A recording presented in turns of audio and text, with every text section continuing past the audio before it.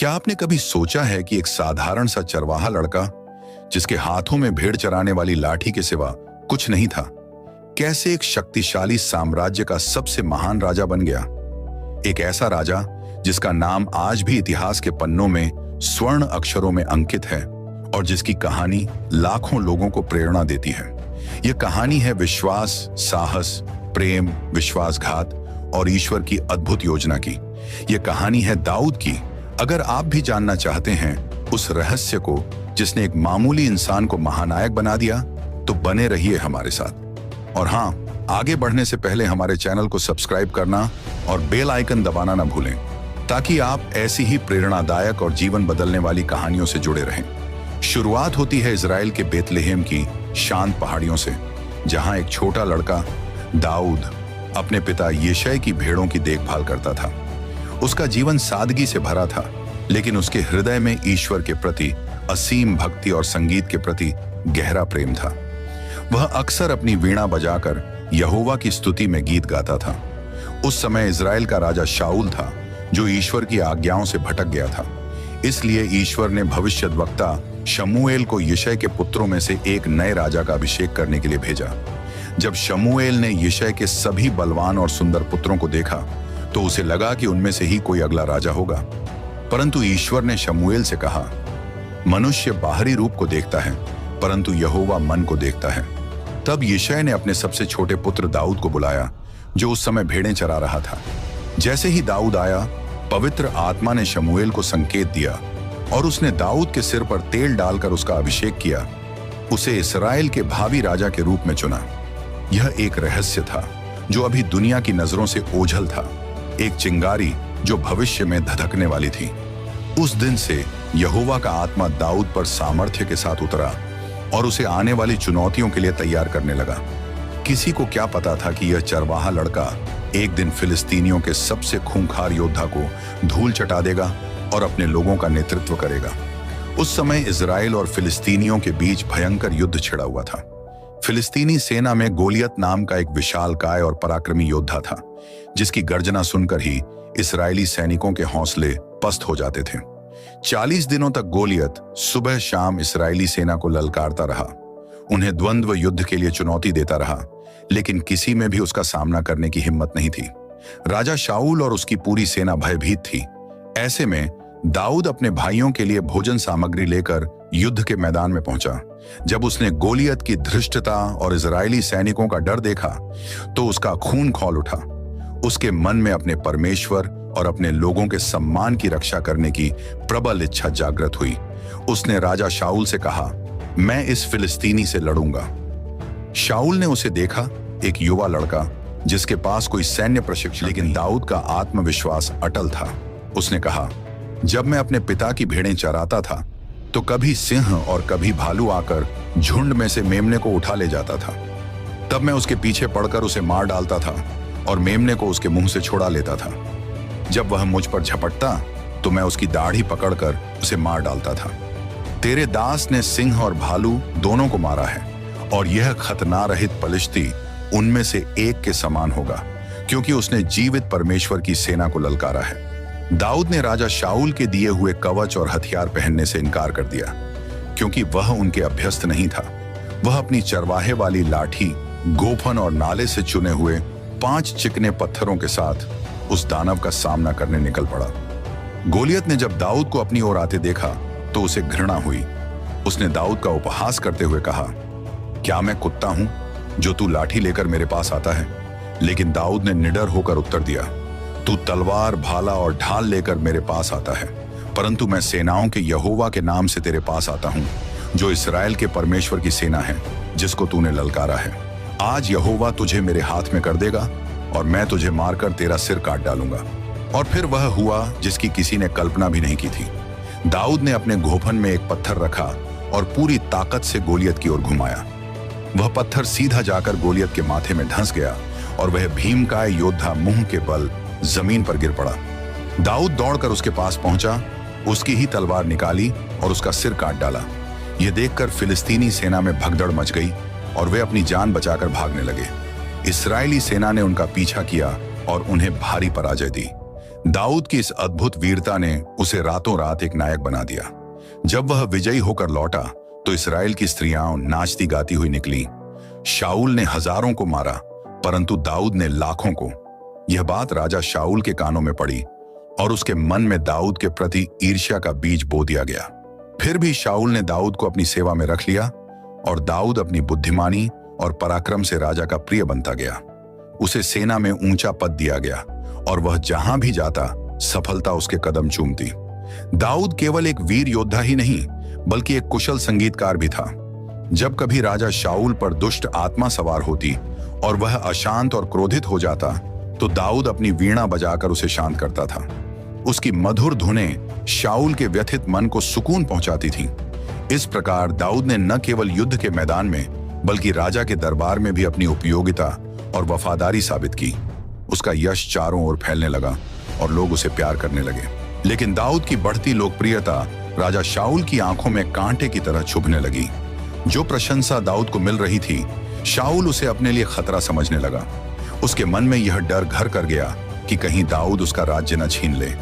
ईर्ष्या की आग में जलते हुए शाऊल का व्यवहार दाऊद के प्रति बदलने लगा। एक दिन जब दाऊद राजा के लिए वीणा बजा रहा था, शाऊल ने अचानक अपना भाला दाऊद की ओर फेंका, उसे दीवार में गाड़ देने के इरादे से। लेकिन ईश्वर की कृपा से दाऊद बाल बाल बच गया। यह पहली बार नहीं था जब शाऊल ने दाऊद को मारने की कोशिश की। उसका मन दुष्टता और संदेह से भर गया था। वह हर समय दाऊद को शक की निगाह से देखता और उसे खत्म करने के मौके तलाशता रहता। उसने दाऊद को खतरनाक सैन्य अभियानों पर भेजा, इस उम्मीद में कि वह मारा जाएगा, लेकिन हर बार दाऊद विजयी होकर लौटा। शाऊल की बेटी मीकल दाऊद से प्रेम करती थी और शाऊल ने इस विवाह के लिए एक शर्त रखी, 100 फिलिस्तीनियों के खलड़ी। शाऊल की मंशा थी कि दाऊद इस प्रयास में मारा जाए, लेकिन दाऊद 200 फिलिस्तीनियों को मारकर उनके खलड़ी ले आया।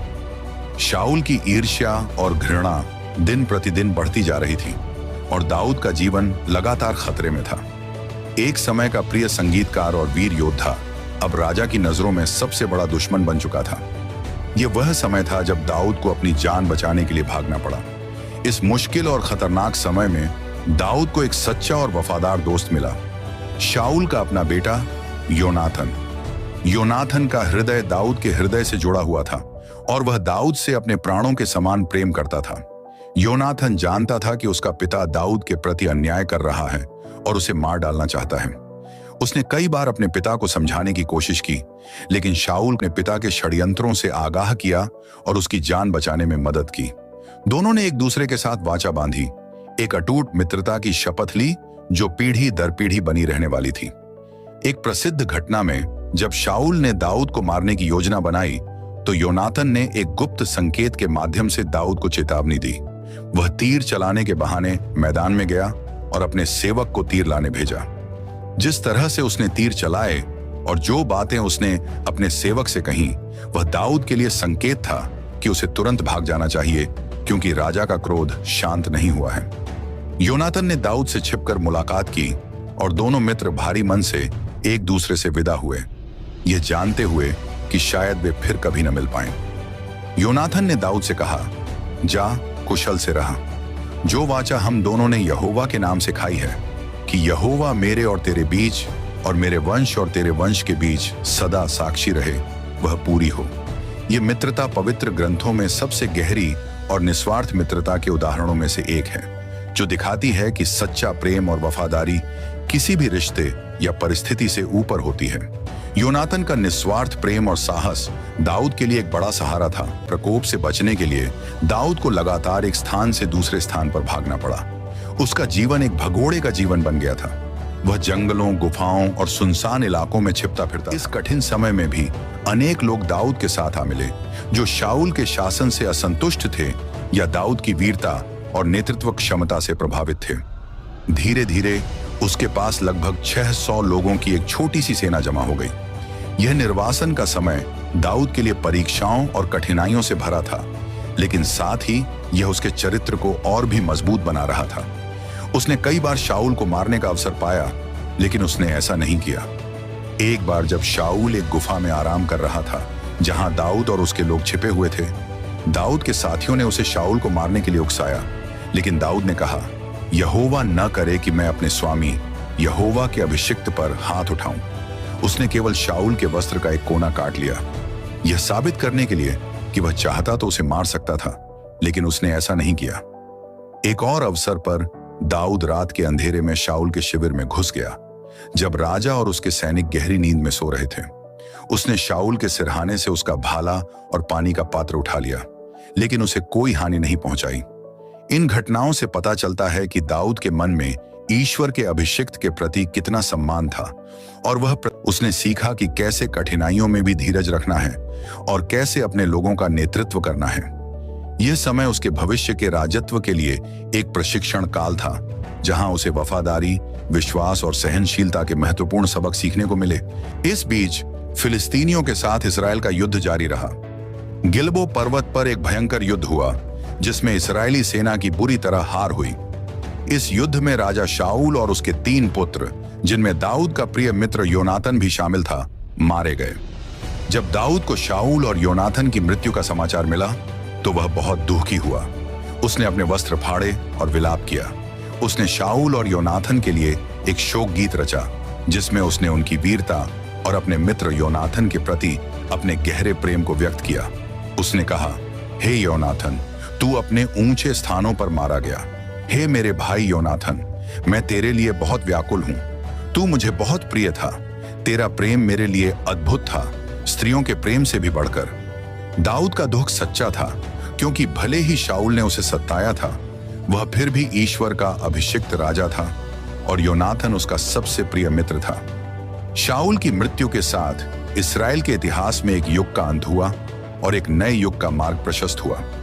वह व्यक्ति जिसे वर्षों पहले गुप्त रूप से राजा अभिषिक्त किया गया था, अब अपने भाग्य को पूरा करने के करीब था। ईश्वर की योजना अपने समय पर पूरी हो रही थी और दाऊद को अब उस भूमिका को निभाना था जिसके लिए उसे चुना गया था। निर्वासन और कठिनाइयों के दिन समाप्त होने वाले थे और एक नए अध्याय की शुरुआत होने वाली थी। शाऊल की मृत्यु के बाद दाऊद हेब्रोन गया, जहां यहूदा के लोगों ने उसे अपना राजा अभिषिक्त किया। हालांकि इजराइल के बाकी गोत्रों ने शाऊल के पुत्र इशबोशेत को अपना राजा माना, जिसका सेनापति अब्नेर था। इसके परिणाम स्वरूप दाऊद के समर्थकों और इशबोशेत के समर्थकों के बीच गृह युद्ध छिड़ गया, जो कई वर्षों तक चला। इस दौरान दाऊद की शक्ति बढ़ती गई, जबकि इशबोशेत का पक्ष कमजोर होता गया। अंततः अब्नेर ने पाला बदलकर दाऊद का साथ देने का फैसला किया, लेकिन दाऊद के सेनापति योआब ने धोखे से अब्नेर की हत्या कर दी। कुछ समय बाद इशबोशेत की भी उसके अपने ही 2 सेनापतियों द्वारा हत्या कर दी गई, जिन्होंने सोचा था कि इससे दाऊद प्रसन्न होगा। लेकिन दाऊद ने उन हत्यारों को दंडित किया, क्योंकि उसने निर्दोष रक्तपात का समर्थन नहीं किया। इशबोशेत की मृत्यु के बाद इस्राएल के सभी गोत्रों के पुरनिये हेब्रोन में दाऊद के पास आए। उन्होंने दाऊद से कहा, देख, हम तेरे ही हाड़ मांस हैं। पहले भी जब शाऊल हम पर राजा था, तब भी तू ही इस्राएल को ले जाता और ले आता था, और यहोवा ने तुझसे कहा था, तू मेरी प्रजा इस्राएल का चरवाहा होगा और तू इस्राएल पर प्रधान होगा। तब उन्होंने दाऊद के साथ वाचा बांधी और दाऊद को पूरे इस्राएल का राजा अभिषिक्त किया गया। उस समय दाऊद 30 वर्ष का था और उसने 40 वर्षों तक राज्य किया। 7 साल 6 महीने हेब्रोन में यहूदा पर और 33 साल यरूशलेम में पूरे इस्राएल और यहूदा पर। एक चरवाहा लड़का जिसे ईश्वर ने चुना था, अब अपने लोगों का एकमात्र शासक बन गया था। यह ईश्वर की प्रतिज्ञा की पूर्ति थी। राजा बनने के बाद दाऊद के सामने सबसे बड़ी चुनौतियों में से एक थी एक ऐसी राजधानी स्थापित करना जो सभी 12 गोत्रों को एकजुट कर सके। उस समय यरूशलेम, जिसे पहले यबूस कहा जाता था, यबूसियों के कब्जे में था। यह एक अत्यंत दुर्जय शहर था जो ऊंची दीवारों और दुर्गम पहाड़ियों से घिरा हुआ था। यबूसियों को अपने शहर की सुरक्षा पर इतना घमंड था कि उन्होंने दाऊद का मजाक उड़ाते हुए कहा कि अंधे और लंगड़े भी उसे शहर पर कब्जा करने से रोक देंगे। लेकिन दाऊद एक कुशल योद्धा और रणनीतिकार था। उसने हार नहीं मानी। उसने अपने सैनिकों को पानी की नाली के रास्ते से शहर में घुसने का आदेश दिया। यह एक साहसी और अप्रत्याशित कदम था। योआब, जो बाद में दाऊद का प्रमुख सेनापति बना, इस आक्रमण का नेतृत्व करने वालों में से एक था। इस्राएली सैनिक सफलतापूर्वक शहर में घुस गए और यबूसियों को हराकर यरूशलेम पर कब्जा कर लिया। दाऊद ने यरूशलेम को दाऊदपुर भी कहा और उसे अपनी राजधानी बनाया। उसने शहर की किलेबंदी की और उसका विस्तार किया। दाऊद ने एक भव्य जुलूस का आयोजन किया। जब संदूक यरूशलेम पहुंचा तो दाऊद ने पूरे मन से यहोवा के सामने नृत्य किया, अपने राजसी वस्त्रों को छोड़कर एक एफोद पहनकर। उसकी पत्नी मीकल ने इसे अनुचित समझा और उसका उपहास किया, लेकिन दाऊद ने उत्तर दिया कि वह यहोवा के सामने और भी दीन होगा। दाऊद का राज्य अब शक्तिशाली और सुरक्षित हो गया था। उसने अपने आसपास के शत्रुओं जैसे फिलिस्तीनियों, मोआबियों, अरामी और अम्मोनियों को पराजित किया और इस्राएल की सीमाओं को मिस्र की सीमा से लेकर महान फरात नदी तक फैला दिया। दाऊद एक कुशल और न्यायप्रिय राजा साबित हुआ। वह अपने लोगों के बीच न्याय और धार्मिकता बनाए रखता था। वह परमेश्वर के प्रति गहरा प्रेम और भक्ति रखता था और उसकी इच्छा थी कि वह परमेश्वर के लिए एक भव्य मंदिर का निर्माण करे। हालांकि परमेश्वर ने भविष्यद्वक्ता नातान के माध्यम से दाऊद को बताया कि वह मंदिर नहीं बनाएगा, बल्कि उसका पुत्र इस कार्य को पूरा करेगा।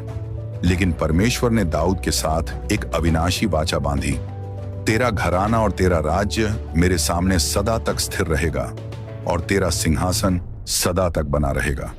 यह वाचा दाऊद के वंश से आने वाले मसीहा यीशु मसीह की भविष्यवाणी थी। अपने जीवन के बाद के वर्षों में दाऊद को कुछ व्यक्तिगत और पारिवारिक त्रासदियों का भी सामना करना पड़ा। उसकी एक गलती ने उसे और उसके परिवार को भारी कीमत चुकाने पर मजबूर किया, जब उसने बतशेबा के साथ पाप किया और उसके पति उरिय्याह को मरवा दिया। इस पाप के लिए परमेश्वर ने उसे दंडित किया और उसके घर में तलवार कभी नहीं हटी। उसके बेटों के बीच संघर्ष, विश्वासघात और अंततः एक बेटे अबशालोम का विद्रोह, जिसने दाऊद को यरूशलेम से भागने पर मजबूर कर दिया, उसके जीवन के दुखद अध्याय थे। दाऊद को इन सभी मुश्किलों और दुखों से गुजरना पड़ा, लेकिन उसने हमेशा परमेश्वर की दया और क्षमा पर भरोसा रखा। उसने अपने पापों का पश्चाताप किया और परमेश्वर के सामने नम्र रहा। अपने बुढ़ापे में दाऊद ने अपने पुत्र सुलेमान को अपना उत्तराधिकारी घोषित किया। उसने सुलेमान को मंदिर बनाने की योजनाएं और सामग्री सौंपी और उसे परमेश्वर के मार्गों पर चलने की सलाह दी।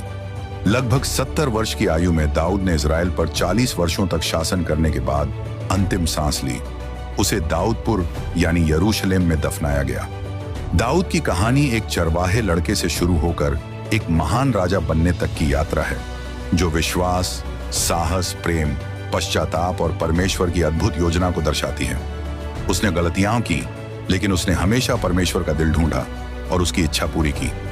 यही कारण है कि उसे परमेश्वर के मन के अनुसार पुरुष कहा गया। उसकी विरासत युगों तक जीवित रही और उसका नाम इजराइल के सबसे महान राजाओं में से एक के रूप में अमर हो गया। दाऊद ने सिर्फ एक राज्य का निर्माण नहीं किया, बल्कि एक ऐसी विरासत छोड़ी जो आज भी लाखों लोगों को परमेश्वर पर भरोसा रखने और उनके मार्ग पर चलने के लिए प्रेरित करती है, चाहे जीवन में कितनी भी चुनौतियां क्यों ना आए। तो दोस्तों, दाऊद की यह कहानी हमें क्या सिखाती है? यह हमें बताती है कि सच्चा साहस और सफलता बाहरी ताकत में नहीं, बल्कि परमेश्वर पर अटूट विश्वास में है। दाऊद ने हमें सिखाया कि गलतियां करना मानवीय है, लेकिन उनसे सीखना और पश्चाताप करना दिव्य है। उसकी कहानी हमें याद दिलाती है कि हमारी पृष्ठभूमि चाहे जो भी हो, परमेश्वर की योजना हमारे जीवन के लिए बड़ी और अद्भुत हो सकती है। क्या आप भी दाऊद की तरह अपने जीवन में परमेश्वर के अद्भुत कामों को देखना चाहते हैं? अगर हाँ, तो इस कहानी से प्रेरणा लें, अपने विश्वास को मजबूत करें